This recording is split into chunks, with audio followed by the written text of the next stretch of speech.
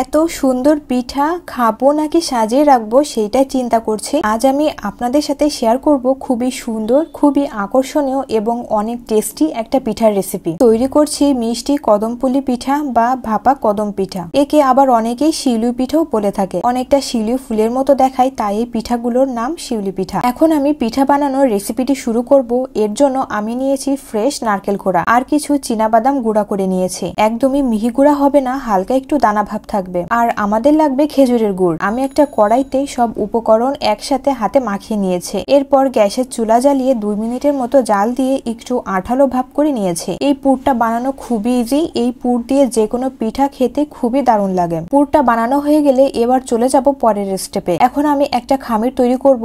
এর জন্য নেব 1 কাপ জল। এর মধ্যে সামান্য লবণ দিয়ে উষ্ণ গরম করে নেব। এরপর এর মধ্যে 1 কাপের একটু বেশি চালের গুঁড়া দিয়ে নেব। আমি চালের গুঁড়ার মধ্যে 2 চামচের মতো ময়দা মিশিয়েছিলাম। অনেক সময় দেখা যায় শুধু চালের গুঁড়া দিয়ে পিঠাগুলো তৈরি করলে ঠান্ডা হয়ে যাওয়ার পরে শক্ত হয়ে যায়। ময়দা অ্যাড করলে পিঠা ঠান্ডা হওয়ার পরও শক্ত হয়ে যায় না। এখন আমাদের কিছু বাসমতি চাল লাগবে। আমি এখানে কিছুটা বাসমতি চাল প্রায় 30 মিনিটের মতো জলে ভিজিয়ে রেখেছিলাম। চালগুলো প্রায় অনেকটাই নরম হয়ে গেছে। এখন এই চালের গুঁড়ার খামিরটা থেকে আমি কয়েকটা ডো বানিয়ে নেব। এখানে 1 কাপ চালের গুঁড়া থেকে 8টা পিঠা তৈরি করব। এখন একটা ডো নিয়ে পুলি পিঠার মতো এরকম গোল শেপ দিয়ে নেব। এই শেপ দেওয়াটা খুবই সহজ। ভিডিওটি দেখলে বুঝতে পারবেন। জাস্ট হাত দিয়ে ঘুরিয়ে এরকম গোল আকারের একটা শেপ আমি দিয়ে নিয়েছি। এখন এর মধ্যে আমি নারকেলের পুরটা দিয়ে চারিপাশে একটু জল লাগিয়ে পিঠার উপরের অংশটা আটকে দেব। একটু জল দেওয়ার কারণে এটা অনেকটা আঠার মতোই কাজ করে, তাই ভাপে দেওয়ার পরেও পিঠাগুলো খুলে যাবে না। এখন এগুলো দেখতে ছোট ছোট বলের মতোই মনে হচ্ছে। এখন এটা আমি বাসমতি চালের মধ্যে গুঁড়িয়ে নেব।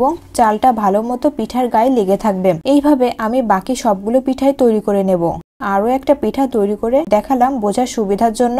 এরপর আমি প্লেটের উপর চালগুলো ছড়িয়ে তার উপরেই পিঠাগুলো এভাবে গুঁড়িয়ে নিয়েছি। মনে হয়েছিল এতে আমার সময় অনেকটাই কম লাগছিল। এরপর আমি একটা পাতিলে কিছুটা জল নিয়েছি। তার উপরে একটা স্ট্রেনার দিয়ে নেব। এতে সামান্য তেল লাগিয়ে দেব, তাহলে পিঠাগুলো সিদ্ধ হয়ে যাওয়ার পরে ইজিলি উঠে আসবে। এগুলো মিডিয়াম টু লো ফ্লেমে প্রায় 20 মিনিটের মতো ভাপে সিদ্ধ করে নিয়েছি। সামান্য ফুড কালার অ্যাড করেছি। আপনাদের কাছে ফুড কালার অ্যাভেলেবেল না থাকলে অ্যাভয়েড করতে পারবেন। এটা টোটালি অপশনাল, তবে ফুড কালার দিলে পিঠাগুলো আরো বেশি আকর্ষণীয় দেখতে লাগে। পিঠাগুলো দেখতে এতটাই সুন্দর হয়েছে যে আমার মন চাইছে এগুলো আমি না খেয়ে সাজিয়ে রাখি। একদমই কদম ফুলের মতোই দেখতে হয়েছে। আর কোনো জিনিস দেখতে সুন্দর হলে সেটা খেতে অবশ্যই ভালো হবে। যারা রকমারি পিঠা তৈরি করতে ভালোবাসেন তাদের কাছে রিকোয়েস্ট থাকবে অন্তত একবার এই পিঠাটা বাসায় তৈরি করে দেখুন। এত সুন্দর পিঠা দেখলে বাসার সবাই খুবই চমকে যাবে। আমি পিঠাটা বাসার সবাইকেই খাইয়েছি, সবাই অনেক প্রশংসা করেছে। ভিডিওটা আজ এই পর্যন্তই থাকলো। এই রেসিপিটি আপনাদের ভালো লেগে থাকলে অবশ্যই আমার ভিডিওটি শেয়ার করতে ভুলবেন না। আরো নিত্য নতুন মজার মজার রেসিপি দেখতে চাইলে চ্যানেলটাকে সাবস্ক্রাইব করবেন। সবাই ভালো থাকুন, সুস্থ থাকুন।